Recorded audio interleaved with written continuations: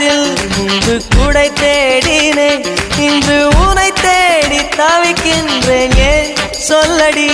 ஒரு வெயில் காலத்தில் முன்பு நிழல் தேடினேன், இன்று உனை தேடி தவிக்கின்றேன். ஏன் சொல்லடி? பெண்ணே எந்தன் வானிலை உன்னால் மாறி போனதோ, தலைகீழாக ஏனானதோ? புரியாமல் என்னையில் நுழைந்து அறியாத இன்பங்கள் கலந்து புரியாத மாயங்கள் செய்தாயனடி.